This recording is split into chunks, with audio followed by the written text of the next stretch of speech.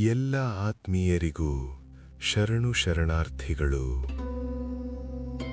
ವಿಶ್ವ ಮಹಿಳಾ ದಿನಾಚರಣೆಯ ಈ ಸಂದರ್ಭದಲ್ಲಿ ತಮ್ಮೆಲ್ಲರಿಗೂ ಹೃತ್ಪೂರ್ವಕ ಶುಭಾಶಯಗಳು.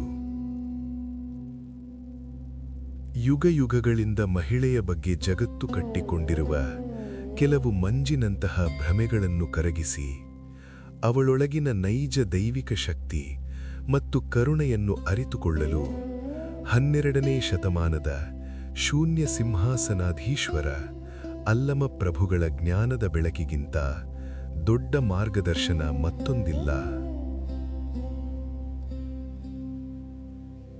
ಬನ್ನಿ, ಇಂದಿನ ಈ ಧ್ಯಾನದ ಪಯಣದಲ್ಲಿ ಆ ಪರಮ ಸತ್ಯದ ಕಡೆಗೆ ಒಟ್ಟಾಗಿ ಸಾಗೋಣ.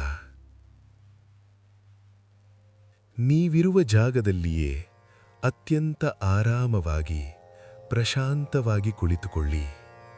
ನಿಮ್ಮ ಬೆನ್ನುಹುರಿ ನೇರವಾಗಿರಲಿ, ಆದರೆ ಯಾವುದೇ ಬಿಗಿತ ಬೇಡ. ನಿಮ್ಮೆರಡೂ ಕೈಗಳು ಹೂವಿನ ದಳಗಳಂತೆ ಮಡಿಲಿನಲ್ಲಿ ವಿಶ್ರಮಿಸಲಿ. ನಿಮ್ಮ ಕಣ್ಣುಗಳನ್ನು ಬಹಳ ನವಿರಾಗಿ, ಸ್ಪರ್ಶದ ಅರಿವೂ ಆಗದಷ್ಟು ಮೃದುವಾಗಿ ಮುಚ್ಚಿಕೊಳ್ಳಿ. ನಿಮ್ಮ ಸಂಪೂರ್ಣ ಗಮನ ನಿಮ್ಮ ಉಸಿರಾಟದ ಕಡೆಗೆ ಹೊರಳಲಿ. ಜೀವದ ಉಸಿರು ನಿಮ್ಮನ್ನು ಪ್ರವೇಶಿಸುತ್ತಿರುವುದನ್ನು ಮತ್ತೆ ಹಾಗೇ ಹೊರಹೋಗುತ್ತಿರುವುದನ್ನು ಯಾವುದೇ ವಿಮರ್ಶೆಯಿಲ್ಲದೆ ಕೇವಲ ಬೆರಗಿನಿಂದ ಗಮನಿಸಿ. ಈಗ ದೀರ್ಘ ಉಸಿರಾಟದ ಸಮಯ. ಪ್ರೀತಿಯಿಂದ ಒಂದು ದೀರ್ಘವಾದ ಉಸಿರನ್ನು ತೆಗೆದುಕೊಳ್ಳಿ ಮತ್ತು ಪೂರ್ಣವಾಗಿ ಹೊರಬಿಡಿ. ಪ್ರತಿ ಬಾರಿ ಉಸಿರು ಹೊರಬಂದಾಗಲೂ ನಿಮ್ಮ ಶರೀರ ಮತ್ತು ಮನಸ್ಸು ಆಳವಾದ ವಿಶ್ರಾಂತಿಗೆ ಜಾರುತ್ತಿದೆ. ಅನಗತ್ಯವಾದ ಭಾರವೆಲ್ಲವೂ ಭೂಮಿಗೆ ಸೇರಿ ಹೋಗುತ್ತಿದೆ. ನಿಮ್ಮೊಳಗೆ ಆಕಾಶದಷ್ಟೇ ನಿರ್ಮಲವಾದ ಶಾಂತಿ ನೆಲೆಸುತ್ತಿದೆ. ಆಲೋಚನೆಗಳು ಬಂದರೆ ಬರಲಿ, ತೇಲುವ ಬಿಳಿ ಮೋಡಗಳನ್ನು ಆಕಾಶವು ಸುಮ್ಮನೆ ನೋಡುವಂತೆ ನೀವು ಸಾಕ್ಷಿಯಾಗಿರಿ.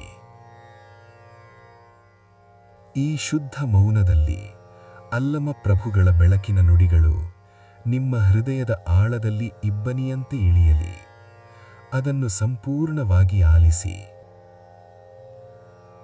ಹೊನ್ನು ಮಾಯೆ ಎಂಬರು ಹೊನ್ನು ಮಾಯೆಯಲ್ಲ, ಹೆಣ್ಣು ಮಾಯೆ ಎಂಬರು ಹೆಣ್ಣು ಮಾಯೆಯಲ್ಲ, ಮಣ್ಣು ಮಾಯೆ ಎಂಬರು ಮಣ್ಣು ಮಾಯೆಯಲ್ಲ, ಮನದ ಮುಂದಣ ಆಸೆಯೇ ಮಾಯೆ ಕಾಣ ಗುಹೇಶ್ವರ.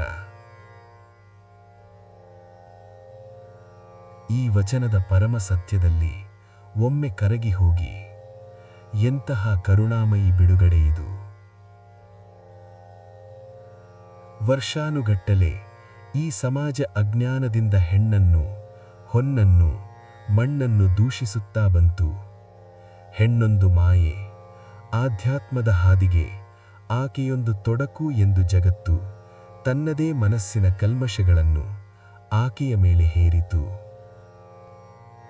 ಆದರೆ ಇಲ್ಲಿ ಪ್ರಭುದೇವರು ನಮ್ಮೆಲ್ಲರ ಕಣ್ಣಿಗೆ ಕಟ್ಟಿದ ಪೊರೆಯನ್ನು ಪ್ರೀತಿಯಿಂದ ತೆಗೆಯುತ್ತಿದ್ದಾರೆ. ಹೆಣ್ಣು ಪ್ರಕೃತಿಯ ಮೂರ್ತ ರೂಪ. ಯಾವ ನಿಸರ್ಗ ಮಾಯೆಯಾಗಲು ಸಾಧ್ಯ? ತಾಯಿಯಾದವಳು, ಸೃಷ್ಟಿಯ ಸಂಕೇತವಾದವಳು ಹೇಗೆ ಮಾಯೆಯಾದಳು? ನಿಮ್ಮ ಅಹಂಕಾರ ಮತ್ತು ನಿಮಗಿರುವ ಆಸೆಯೇ ಮಾಯೆ ವಿನಃ ಪ್ರಕೃತಿ ಕೇವಲ ಸತ್ಯ ಎಂಬ ಅರಿವಿನ ದೀವಿಗೆಯನ್ನು ಹಚ್ಚುತ್ತಿದ್ದಾರೆ. ಈಗ ದೀರ್ಘ ಉಸಿರಾಟದ ಸಮಯ. ಈಗ ಒಮ್ಮೆ ನಿಧಾನವಾಗಿ ಉಸಿರೆಳೆದುಕೊಳ್ಳಿ. ಉಸಿರನ್ನು ಬಿಡುತ್ತಾ ಕಾಲಾನುಕಾಲದಿಂದ ಹೆಣ್ಣಿನ ಬಗ್ಗೆ ಕಟ್ಟಿಕೊಂಡಿದ್ದ ಎಲ್ಲಾ ತಪ್ಪು ನಂಬಿಕೆಗಳು ಕರಗುತ್ತಿದೆ ಎಂದು ಭಾವಿಸಿ. ಮಲಿನಗೊಂಡಿದ್ದ ಮನಸ್ಸಿನ ಪರದೆಗಳು ಒಂದೊಂದಾಗಿ ಸುಟ್ಟು ಹೋಗುತ್ತಿವೆ. ಈಗ ನಿಮ್ಮ ಅಂತರಂಗ ಹೊಸ ಅರಿವಿನಿಂದ, ಹೊಸ ದೃಷ್ಟಿಯಿಂದ ಜಗತ್ತನ್ನು ನೋಡುತ್ತಿದೆ. ಇಷ್ಟು ದಿನ ಹೆಣ್ಣನ್ನು ಶರೀರವಾಗಿ ನೋಡಿದ ಆಕರ್ಷಣೆ ಮರೆಯಾಗಿ ಅವಳೊಂದು ಅಮೂಲ್ಯವಾದ ಜೀವಂತ ಚೈತನ್ಯ ಎನ್ನುವ ಭಕ್ತಿ ಮೂಡುತ್ತಿದೆ. ಈ ಧ್ಯಾನದಲ್ಲಿ ಪಾಲ್ಗೊಂಡಿರುವ ನನ್ನೆಲ್ಲ ಸಹೋದರಿಯರೇ, ನಿಮ್ಮ ಅಸ್ತಿತ್ವದ ಪಾವಿತ್ರ್ಯವನ್ನು ನೀವೇ ಅಪ್ಪಿಕೊಳ್ಳಿ. ನಾನು ಈ ಪ್ರಪಂಚದ ಪಾಪವಲ್ಲ, ಯಾರ ಭ್ರಮೆಯ ವಸ್ತುವೂ ನಾನಲ್ಲ. ನನ್ನೊಡಲಿನಲ್ಲಿ ದೈವತ್ವವಿದೆ, ಕರುಣೆ ಇದೆ ಎಂಬ ದಿವ್ಯ ಸತ್ಯವನ್ನು ಆಳವಾಗಿ ಅನುಭವಿಸಿ. ನೀವು ಸೃಷ್ಟಿಯ ಅತೀ ಸುಂದರವಾದ ಶಕ್ತಿ, ನೀವು ಶುದ್ಧ ಬೆಳಕು. ಈ ಧ್ಯಾನವನ್ನು ಕೇಳುತ್ತಿರುವ ಸಹೋದರರೇ, ನಿಮ್ಮ ಮನದಾಳದಲ್ಲಿ ಹೆಣ್ಣೆಂದರೆ ಕೇವಲ ತಾಯಿ, ಸಖಿ, ಮಗಳು ಮಾತ್ರವಲ್ಲ. ಆಕೆಯೂ ನಿಮ್ಮಂತೆಯೇ ತನ್ನೊಳಗನ್ನು ಶೋಧಿಸುತ್ತಿರುವ ಮತ್ತೊಂದು ಅರಳುವ ಜೀವ ಎಂಬ ಭಾವನೆ ಜಾಗೃತವಾಗಲಿ. ನಿಮ್ಮ ಒಳಗೆ ಮತ್ತು ಹೊರಗೆ ಈಗ ಬರೀ ಬೆಳಕು, ಹೊಸ ದೃಷ್ಟಿಯ ಆನಂದ. ಹೆಣ್ಣನ್ನು ನೋಡುವ ರೀತಿಯೇ ದೈವಿಕವಾದಾಗ ಈ ಭೂಮಿಯ ಮೇಲಿನ ಅರೆಬರೆ ಸಂಕಟಗಳು ಮರೆಯಾಗಿ ಪರಸ್ಪರ ಒಲವು ಮತ್ತು ಸಮಾನತೆಯ ಗಾನವಷ್ಟೇ ಉಳಿಯುತ್ತದೆ. ಬನ್ನಿ, ಈಗ ಮೆಲ್ಲನೆ ನಮ್ಮ ದಿನನಿತ್ಯದ ಪ್ರಜ್ಞೆಗೆ, ನವೀಕರಿಸಿದ ಜೀವಂತಿಕೆಗೆ ಮರಳೋಣ.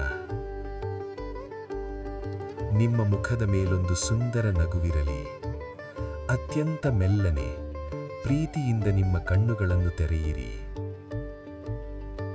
ಶುಭೋದಯ. ನಿಮ್ಮೆಲ್ಲರೊಳಗಿರುವ ಜ್ಞಾನಕ್ಕೆ ಸ್ವಾಗತ. ಮುಂದಿನ ಭಾನುವಾರ ಇನ್ನೊಂದು ಮಧುರವಾದ ಧ್ಯಾನದಲ್ಲಿ ಮತ್ತೆ ಬೆರೆಯೋಣ. ಮತ್ತೊಮ್ಮೆ ಎಲ್ಲರಿಗೂ ಶರಣು ಶರಣಾರ್ಥಿಗಳು.